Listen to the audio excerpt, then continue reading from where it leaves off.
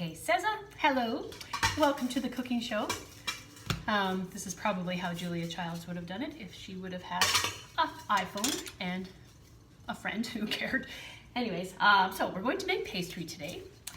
What you need to start with, first of all, is your flour. You need a pound of lard, tender flake, and that is actually very important because I think that's the secret. Baking powder, hold on. Baking powder, I just buy the cheap stuff. You don't have to have anything special, but don't use baking soda, baking powder. Brown sugar, you can use the yellow stuff or the Demerara stuff. Mine might actually be hard, but which will not be ideal, but it'll work. Salt. Now, in the cooking shows, I think they have people that get all their stuff ready for them, but we do not have that luxury here. So salt, a tender flake, vinegar. I have malt vinegar because I don't actually have regular vinegar right now. Again, that doesn't matter at all. It doesn't change the pastry and it doesn't taste once it's cooked. So vinegar, I just have this. Is it malt even? Oh, apple cider vinegar, so that'll work fine. And eggs. And you will need cold water, but we'll do that after. So what I do to start is I take my flour, and you need 5 cups. I don't know if it matters that it's super exact, but I always measure it super exact because I just always have, and it's always worked. So just 5 cups, don't lose count. 2,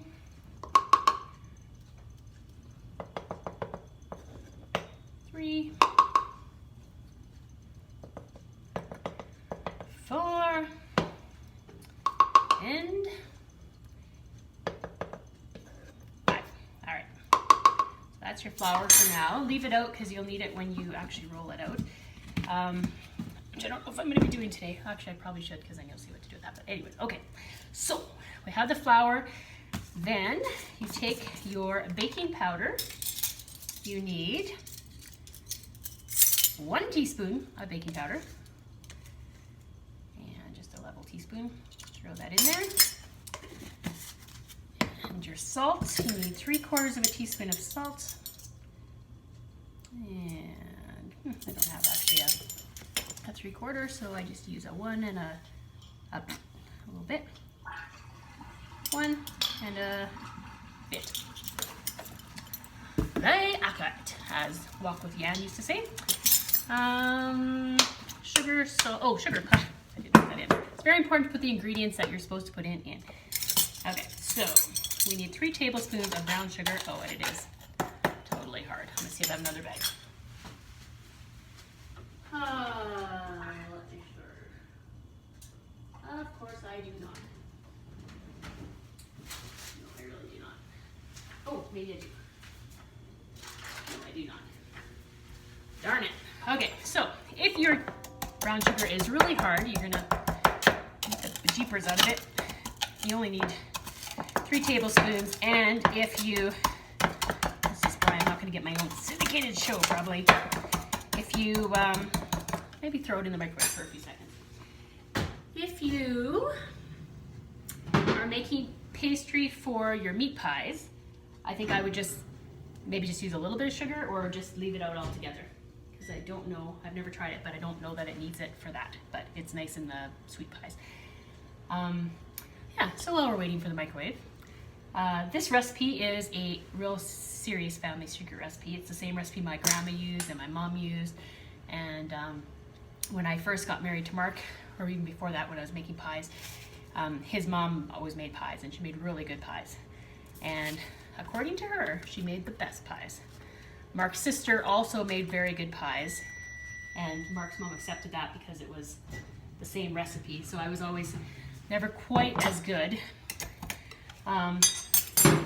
Anyways, and so one day, now here's the secret about this recipe. The recipe is actually a version of the recipe on the tender flake box, so there's the family secret for you. So one day we had company over. Mark's cousin Larry was here and his family, and I had made a pie, and Betty was here, Mark's mom, and we were eating the pie and they were all saying how good it was, and Mark said, Kerry makes the best pie in front of his mom. Well, cousin Larry just about choked and he just stopped and the room fell silent. And not sure what to say, and Larry's thinking, Mark is a very brave man saying something like that with his mother in the room. Tricky, because you know you want your wife to be happy and you want your mom to be happy and stuff like that. This is not working.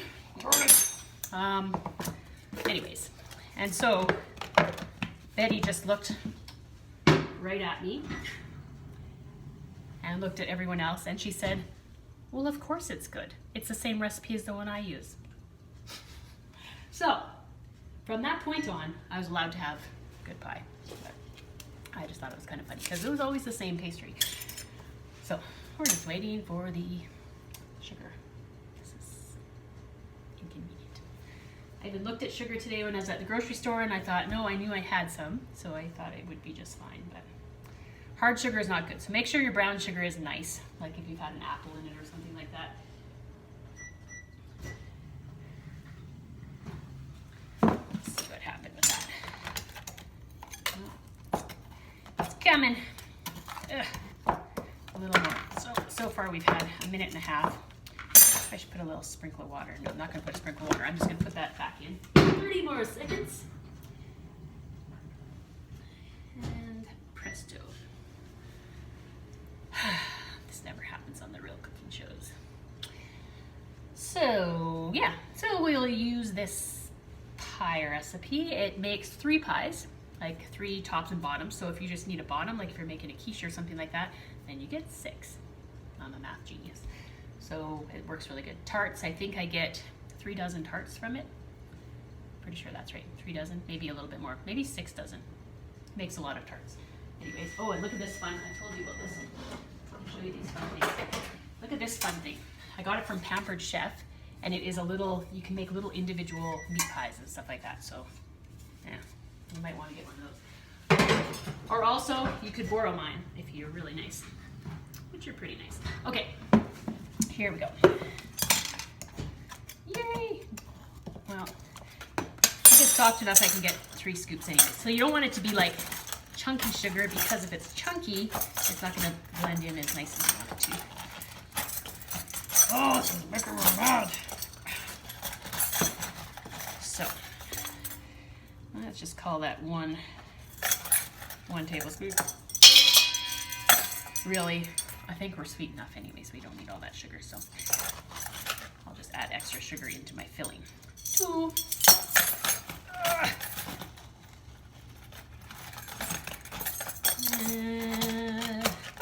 Oh dear, I have sugar flying everywhere. Okay, great. Good enough. Okay, now I'm just going to take a second here. I'm going to cut open this little apple that I was going to feed to the birds. I'm going to steal a slice of it and put it in my brown sugar, because that will get soft. So next time, I won't have to fight with it. Okay, so I have baking powder, salt, brown sugar, and flour in here. So then you just take your pastry cutter. You can use 2 knives. You probably know how to do that. This is really good. This is a really super duper heavy duty pastry cutter. So just grind that all up in there. Make sure you get all those big lumps of sugar, especially if you are a dummy and let your sugar get hard like me. You shouldn't have to pound it. It should just like mix in there nice and fluffy, but it's not. Okay. There we go. All right. Close enough. Okay, then the next thing you do, so it just looks like flour mixed with stuff. So you just want to make sure that you don't have, so all your dry ingredients are mixed together so you don't get like a blob of anything in there. And then you take your egg. No, you don't. Don't take your egg. You take your flour. I think I'm nervous. Okay. Take the flour.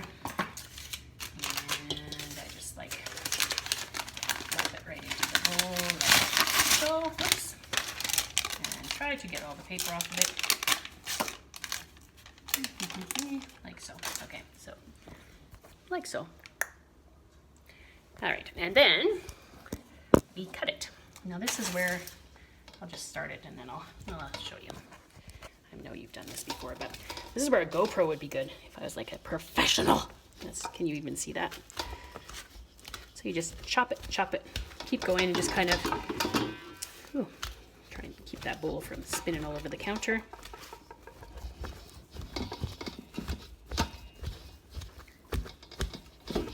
Like watching paint dry, watching pastry mix. Okay, so keep doing that. Okay, I'll keep doing it now. And then I will show you the finished. So you just kind of keep picking up the dry as you go and mixing it in. It doesn't have to be perfect. You just don't want any really big blobs of lard. So the finer you get it, the easier your pastry will be to roll out and stuff too. So.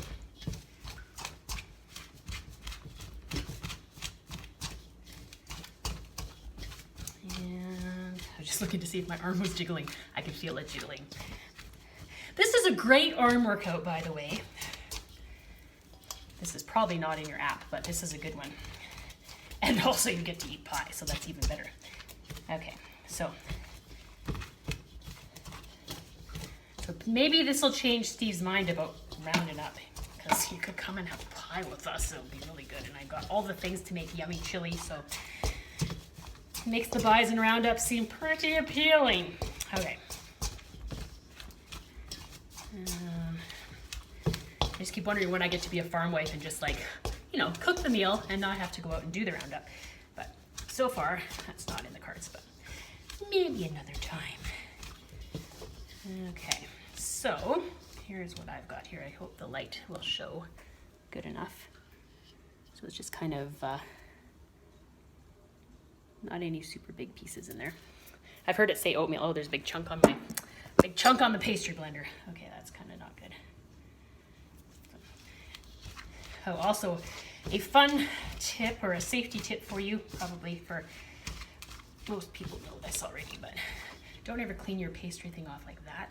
Or if you do, be really careful, because turns out it's called a cutter for a reason. So I have had a big old cut open hand from that. Okay, so now I'm gonna do that, what I just said anyways, but I'm very cautious now. You can see. There we go. So that is all you need the pastry cutter for. So I'll throw that in the sink. All right, so now you take your measuring cup and your egg, and you're just gonna give a scoop to the egg, like so. So, and then you take the measuring cup and you're gonna fill ice water up to, once your egg is in there, up to the 3/4 mark, 3/4 of a cup. And the water's probably hot. So the colder your water is, the better this works too. So it just is it's good. Some people use actual ice water, but I just use from the tap.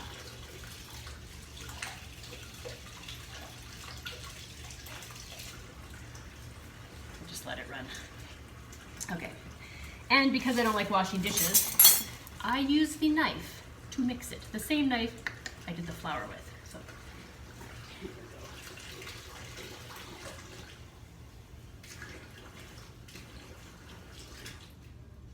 okay, so up to the 3/4 of a cup mark, just gonna blend that together.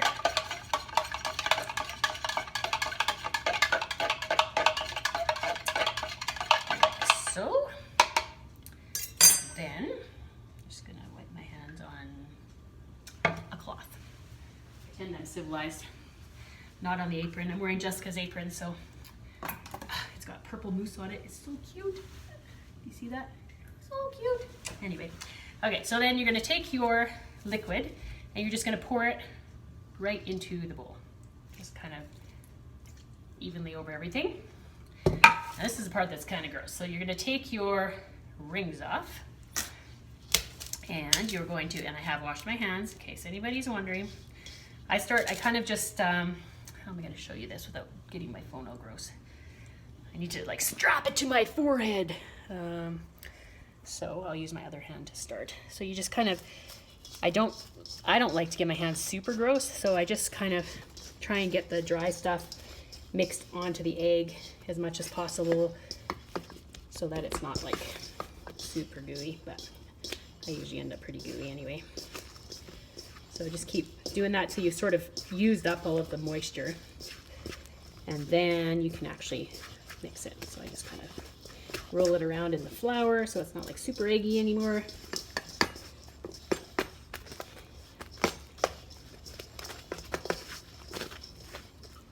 Yeah, I'm not going to get away with any better than that, so I will just carry on mixing that.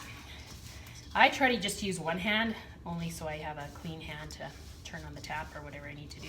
I do have my sink full of warm water too, because that makes it a little easier than having to turn things on when you're gross and messy.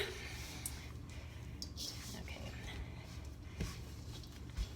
pound it down a little bit. So the secret too is you don't want to work it too much, because then you'll get tough pastry. So you just need to get the flour into it so it's all kind of, you shouldn't have any flour left in your bowl when you're done if you've used just the 5 cups and your liquids are all good. It should take it all absorbed up. Yeah, and I think that's just about it. So it's not really anything special and mysterious other than the secret family recipe, which you are welcome to share, I suppose. I don't know how ours is different. Let's see. Might be a little different. Oh, actually, they say on the tender flake thing, it says 6 cups of pastry flour.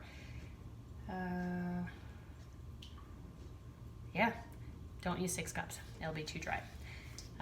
They say 6 cups of pastry flour. Oh, or 5.5 cups of all-purpose flour. I would still just use 5. 2 teaspoons of salt. What did I have? I had 3/4 of a teaspoon of salt. A pound of tender flake. Oh, I didn't put the vinegar in. Well, I guess we'll see if that makes a difference. Make a difference. So what you do is you take your egg, you put your vinegar in the egg, and then add the water. Oh, I knew I was forgetting something. So anyways, this could be a complete disaster. Don't come to the roundup, Steve. It's going to be horrible. A tablespoon of vinegar. They don't put any brown sugar in theirs. So actually, if you just, maybe for your meat pies says, if you want to just, I would just use 5 cups of the flour. You can follow this recipe exactly. Just skip the sugar and stuff. But I wouldn't use 5.5 cups because I still think that's too much. It says cold water. To cold water, how much do they add? Cold water up to the 1 cup mark. Oh, so they add more flour and more water. No, you can decide that. Add only enough water to make the dough cling together. Okay, so my way, we know the dough clings together, so I would stick to mine. So 5 cups of flour, 3/4 of a teaspoon of salt, 3 tablespoons of brown sugar, baking powder, 1 teaspoon of baking powder, and then the lard cut in. And then, ooh, big mess here. Ugh, I'm just gonna take this over here. Cut in the lard, then put your egg and your vinegar. Oh, and my stainless steel bowl made a mess on the counter. Weird. Your egg and your vinegar, and then cold water up to 3/4 of a cup mark. Oh, I can't believe I did that. Okay, I don't know if I'm gonna roll this out right now. I don't know if you need me to roll it out. Anyway, so here is this. So what I do, because it makes 3 pies, I just divide it into three little balls that are even Steven, and pat them down. And you can freeze this dough. I've done this. Freeze it and then just completely thaw it before you use it. I've rolled it out and made it into pies, not bake them, and then bake them when they're thawed. I've also baked them, frozen them, and thawed them or rewarmed them up for a little bit afterwards. So yeah, it works pretty schlick. I love this recipe. It's great. It's always been good for me. So there we go. I got 3 little patties ready to go. And so again, you just don't want to work it too much. So when you're ready to do it, cut your little things in half. So one will be the top, one will be for the bottom. Roll it out to fit your pan. with flour on the counter. Not too much flour because you don't want to have too much, but just enough for your rolling pin and for this. And I usually just sprinkle on the counter and put it on, pat it down, give it a roll, then I flip it and give it a roll again after I smush the flour around again, just so it doesn't stick. And yeah, it's good. And your cooking time just depends on what you're making. So I think a pie I do 15 minutes on a hotter temperature, and then I turn it down to, I don't know what, I'll look that up if you want me to, and then cook it for another 45. So I'm pretty sure that's right, but it could be wrong. Laura knows I've screwed this up already. So anyway, so I'll let you know how it works without the vinegar, and maybe it's not a big deal. I made baking powder biscuits for years, and they call for cream of tartar, and I always would fret because I needed cream of tartar, and one time I didn't have any, and I just made it, and they worked fine. They're perfect. So sometimes I think, you know, people just put it in because that's what their grandma did or whatever. So it's time to change things up. Maybe we don't need vinegar in our pastry anymore. So good luck. Let me know how it goes. Love you. Happy baking.